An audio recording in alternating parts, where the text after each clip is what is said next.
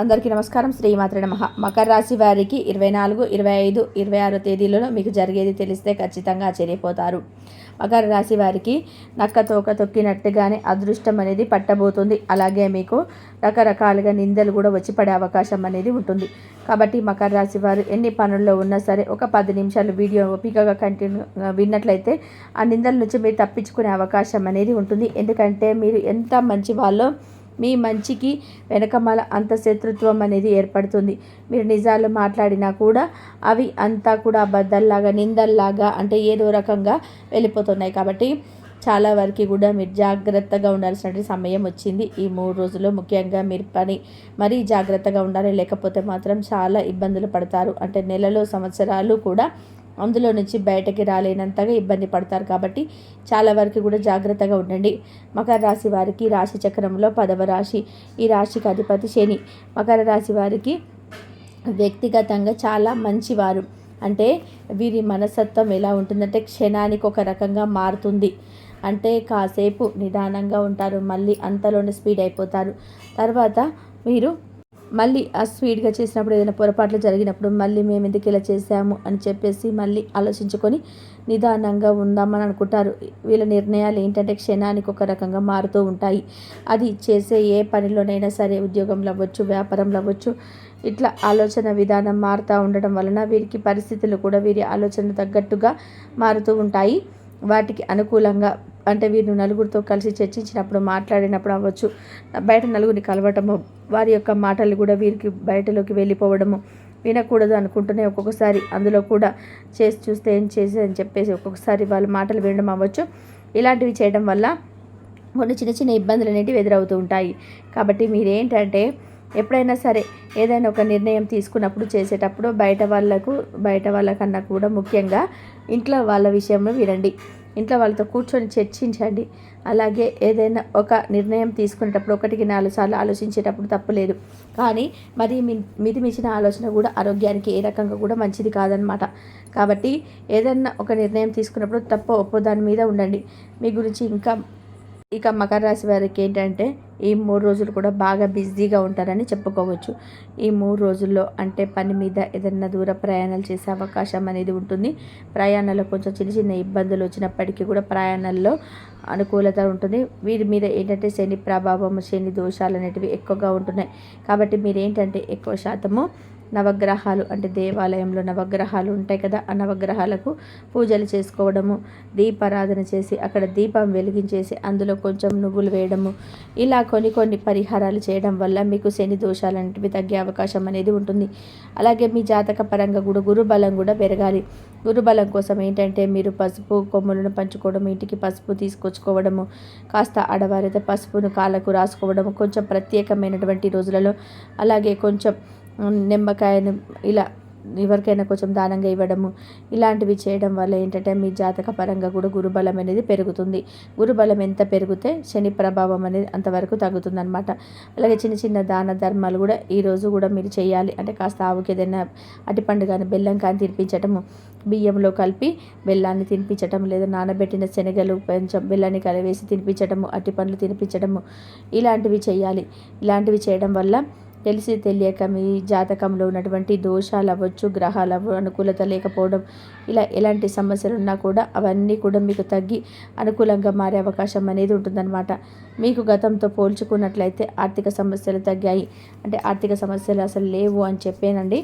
ఖచ్చితంగా డబ్బు సమస్యలు ఉంటాయి. ఒక్కొక్కసారి మీరు చేసే కష్టానికి కూడా మీకు లాభాన్ని చూడలేరన్నమాట. అది ఉద్యోగం అవ్వచ్చు, వ్యాపారం అవ్వచ్చు, ఇట్లా ఏంటంటే ఏ పనిలోనైనా లాభం రాకపోగా ఇంకా మీకు కష్టాలు ఎదురవుతాయి. అసలు అలాంటప్పుడు ఈ చేసే పని సరైందా కాదా అని చెప్పి మీరు ఆలోచించే సందర్భాలు ఉన్నాయి.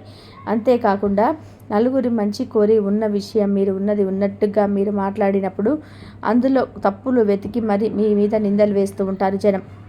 అంటే ఉన్న విషయాలు మాట్లాడకూడదు, నిజాన్ని వేలెత్తి చూపిస్తే అక్కడ తప్పు అయిపోయేది కూడా మీరే అన్నమాట.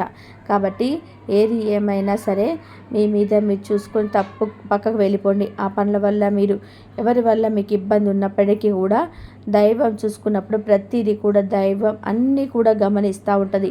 మనుషులం ఏంటంటే ఓర్పు అనేది తట్టుకోలేనప్పుడు ఒక్కొక్కసారి శక్తికి వారి శక్తికి కూడా సన్నగిల్లిపోయినప్పుడు ఏంటంటే చేసినా కూడా ఏది జరగవు. ఈ రోజులో జనం ఎలా ఉన్నారంటే ఆఖరికి ఇంట్లో వాళ్ళతో సహా మనము మన బాధల్లో కూడా అందులో కూడా రకరకాలుగా వెతికి చేసి మనము ఏదైతే వద్దంటామో అదే పని చేసి చూపిస్తారనమాట జనం అలా ఉన్నారనమాట. మీరు కావాలంటే గమనించుకోండి. ఎవరైనా మీరు ఒక పని వద్దు అని చెప్పినప్పుడు అదే పని మళ్ళీ చేసి చూపిస్తారు. కాబట్టి ఎవరికి కర్మ రిటర్న్స్ వచ్చినప్పుడు వాళ్ళకి అదే వస్తుంది. మనము ప్రత్యేకంగా ఏమి చేసి చూపించాల్సిన పని లేదు. వాళ్ళకి చేసి చూపించే వాళ్ళకి చెప్పి చూపిస్తారు. కాబట్టి ఎవరితో కూడా ప్రతివాదనకు దిగవద్దు. ఏ నిందలు పడినా, ఎన్ని రకాలుగా చెప్పుకున్నా, ఎన్ని రకాలుగా చేసుకున్నా సరే మీ బాధను మీరు ఎవ్వరు కూడా అర్థం చేసుకునే వాళ్ళు లేకపోయినా, ఎందుకంటే ఒక్కొక్కసారి ఇళ్ళల్లో వాళ్ళే మన బాధను అర్థం చేసుకోరండి. అలాంటి వాళ్ళు బయట వాళ్ళు అర్థం చేసుకోవడం కూడా అవివేకం అన్నమాట. అలా ఇళ్ళల్లో వాళ్ళే మనకి శత్రువులుగా మారుతూ ఉంటారనమాట. మనల్ని పొడుస్తూ ఉంటారు. మనం ఎంత బాధలు పడుతున్నా కూడా ఆ బాధల్లో కూడా సుఖాలను వెతికి మరి అంటే ఎలా ఉంటున్నారంటే సంతోషంగా ఉన్న వాళ్ళనేమో వాళ్ళ మీద ఎటువంటి దృష్టి వీళ్ళకు ఉండదు. కానీ బాధల్లో ఉన్న వాళ్ళు మాత్రం ఇంకా పొడిచి చంపుతూ ఉంటారు. అలా బాధ వీళ్ళకు పొగరుగా, వాళ్ళ శక్తి లేనితనం అంటే వీళ్ళకి అదొక పందెంలాగా, ఒక పోటీలాగా ఇట్లా ప్రతి దాంట్లో కూడా కావాలని చెప్పి చేస్తూ ఉంటారు. అలాంటి వారికి ఎవరైనా సరే భగవంతుడి దగ్గర నుంచి శిక్షనిచ్చి తప్పించుకోలేరు. అలాంటి మూర్ఖులతో మనం ఎంత మాట్లాడినా, ఎన్ని చెప్పినా, ఎన్ని చేసినా కూడా అనవసరం. కాబట్టి మీ పని మీరు చేసుకుంటూ వెళ్ళిపోండి. దైవం పని దాన్ని దైవం చేసుకుంటూ వెళ్ళిపోతుంది. అందుకని చెప్పేసి మీరేంటంటే ఏమి జరిగినా, ఎవరి వల్ల ఎన్ని నష్టాలు జరిగినప్పటికీ, ఎన్ని నిందలు పడినప్పటికీ కూడా ఈ జన్మకి అంటే ఒక్కొక్కసారి గత జన్మ తాలూకా పాపాలు శాపాలు కూడా మన వెంట పడుతూ ఉంటాయి. కాబట్టి అలాంటివన్నీ కూడా వచ్చినవి పెట్టిన దేవుడికి తీసేసుకోవడం తెలుసు. పరీక్షించాలనుకుంటే పరీక్షిస్తాడు దేవుడు. ఎంతవరకు పరీక్షిస్తాడు పరీక్షించనివ్వండి. మీరేంటంటే చేయాల్సింది ఓర్పు, సహనం తప్పొద్దు. ఎంత బాధ ఉన్నా మీరు కూర్చొని ఏడవండి, కానీ ఎవరి దగ్గర ఏడవద్దు. ఎవరి దగ్గర ఏడిస్తే సంతోషపడే జనాలే ఉన్నారు. జనం మామూలుగా లేరండి. కాబట్టి జనంతో చాలా వరకు కూడా జాగ్రత్తగా ఉండండి. భార్యాభర్తలు ఉండి ఒకరు ప్రేమ అభిమానాలతో గౌరవంగా ఉండండి. అంతకు మించి తప్ప ఇంకా చెప్పాలి అంటే పిల్లల్ని పెంచడం వరకు మన బాధ్యత, కానీ పిల్లల్ని కూడా నమ్మొద్దు. అలాగే తల్లిదండ్రులు కూడా ఎంతవరకు అంతవరకు. జీవితానికి భార్యకు భర్త తోడు, భర్తకు భార్య తోడు. వాళ్ళు మనం చూస్తారు కాబట్టి వాళ్ళు మనం చూస్తాము, వాళ్ళు గౌరవిస్తాము. ఒక్కొక్కసారి ఏంటంటే పెత్తనాధికారంతో తల్లిదండ్రులు మన అథారిటీతో కొన్ని అట్లా చెప్తూ ఉంటారు, కొన్ని చేస్తూ ఉంటారు. తల్లిని బిడ్డ ఏడిపించిన, బిడ్డని తల్లి ఏడిపించిన ఎవరికి పడాల్సిన టైం వచ్చినప్పుడు వాళ్ళకి శిక్షలు పడుతూ ఉంటాయి. కాబట్టి ఎవరిని నిందించవద్దు. సైలెంట్గా ఓర్పుగా ఉండండి. ఎంత నష్టాలు వచ్చినా పర్వాలేదు, ఎంత కుంగిపోయినా పర్వాలేదు. భగవంతుడు ప్రతిదీ గమనిస్తూ ఉంటాడు, ప్రతిదీ చేస్తూ ఉంటాడు.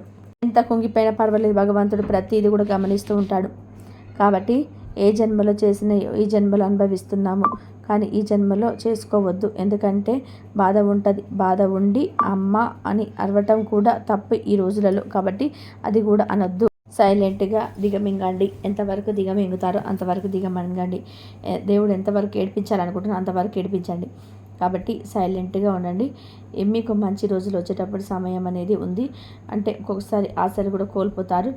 కోల్పోయినప్పటికీ కూడా దైవంలో లీనమైపోవడము, బాధ్యతలు సక్రమంగా నెరవేర్చడం. ఎందుకంటే నమ్ముకున్న వాళ్ళు ఉంటారు. కాబట్టి ఎవరు ఎలాంటి వారైనా సరే మన కర్తవ్యం నెరవేర్చడం మన ధర్మం.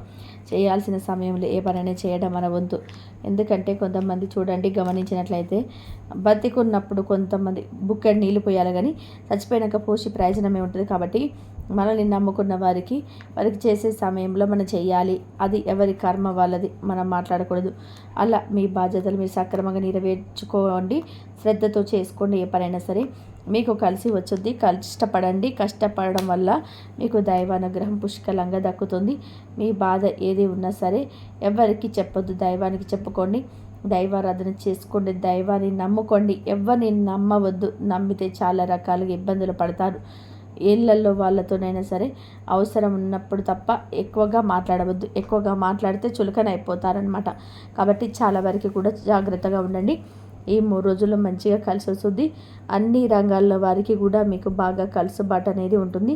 గతంతో పోల్చుకుంటే ఆర్థిక సమస్యలు తగ్గుతాయి. ఆర్థిక సమస్యలు అనేటివి తగ్గడం వలన మీకు అప్పులు కూడా తీర్చుకునే అవకాశం అనేది ఉంటుంది. ఒకరి కింద చెయ్యి చాచి దేహి అని అడగాల్సిన పరిస్థితి అయితే మీకు ఎప్పటికీ రాదు. ఎందుకంటే మీకు ఉన్నటువంటి మంచి మనసత్వం వలన లక్ష్మీదేవి అనుగ్రహం మీకు ఎప్పుడు ఉంటుందన్నమాట. చేతుల్లో మీకు ఎప్పుడు లక్ష్మీదేవి ఉంటుంది. కోట్లకు కోట్లు లేకపోయినా మీ అవసరాలు తీరుతాయి. అప్పు చేయాల్సిన పరిస్థితి అనేది ఉండదు. కొన్ని అంటే కొంతమంది వల్ల మీకు ధనం నష్టం వచ్చినప్పటికీ కూడా మీకు ఆ దైవం తోడుగా ఉండడం వల్ల ఎప్పటికప్పుడు మీ అవసరాలు ఒడ్డెక్కుతూ ఉంటాయి. కాబట్టి మీరు సైలెంట్గా మీ పని మీరు చేసుకుంటూ వెళ్ళిపోండి. మీకు సమాజంలో మంచి పేరు ప్రతిష్టలు అనేటివి ఉంటాయి. మన కష్టాన్ని ఎవ్వరు గుర్తించాల్సిన పని లేదండి. భగవంతుడు ఒక్కడు గుర్తిస్తే చాలు. మనకి మన సాక్షికి తెలిస్తే చాలు. కాబట్టి ఎవరి పొగడ్తలు, ఎవరి విమర్శలు, ఎవరు ఏదో పేరుకు ప్రతిష్ట కోసం మనకు ఏది చేయవద్దు. మనం చేసుకుంటూ వెళ్ళిపోతే మనకు కర్తవ్యాలు అనేటివి నెరవేర్చుకున్న వాళ్ళం అవుతాం. అంతేకాని ఒకరి కోసము ఎవరు పొగడాలని, ఎవరు చేయాలని ఇలాంటివి చేస్తే అవి ఎప్పటికీ కూడా మనం సాధించలేమన్నమాట. కాబట్టి జీవితంలో దేవుడు మనకి 2 కాళ్ళు ఇచ్చాడు. కాబట్టి మన కాళ్ళ మీద మనం నిలబడదాం. ఎందుకంటే కాళ్ళు లేని వాళ్ళకి తెలుసు ఆ బాధ ఏంటి అనేది. అట్లాగే చేసుకునే సమయం వచ్చినప్పుడు కష్టం చేయగలిగినప్పుడు చేసుకోవాలి. అంతే. అలా కాకుండా వృధాగా ఫోన్లో మాట్లాడడము, టైం వేస్ట్ చేసుకోవడము, పని ఉన్నప్పుడు వచ్చిన అవకాశాన్ని వదులుకోవడము, ఇట్లాంటివి చేస్తే రేపటి రోజున మీరు ఇబ్బంది పడాల్సిన పరిస్థితి కూడా శత్రువులకి నవ్వుకునే అవకాశాన్ని మీరే కల్పించుకున్న వాళ్ళు అవుతారు.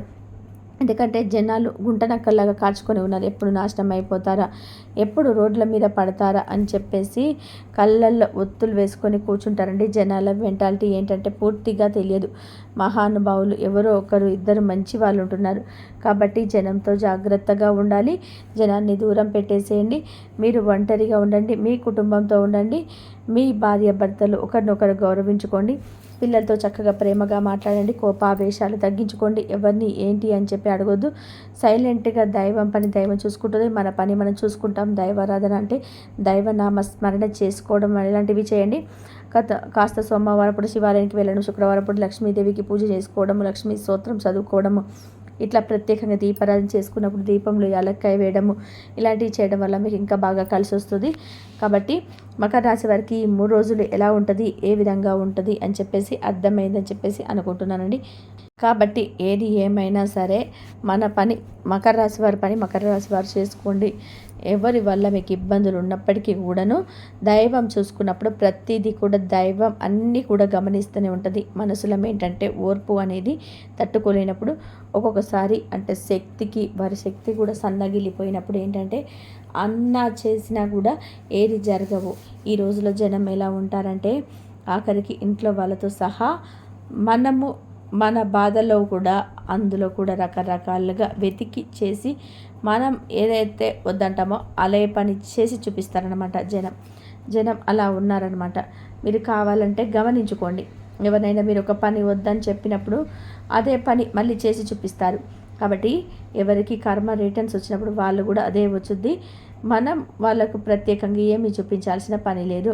వాళ్ళకు చేసి చూపిస్తారు. కాబట్టి ఎవరితో కూడా ప్రతివాదనకు దిగవద్దు. ఏ నిందలు పడినా, ఎన్ని రకాలుగా చెప్పుకున్నా, ఎన్ని రకాలుగా చేసుకున్నా కూడా మన బాధను మనమే భరించేసుకోవాలి. అందుకోసమే జాగ్రత్తగా ఉండండి. ఇంతవరకు చూసినందుకు ధన్యవాదాలు.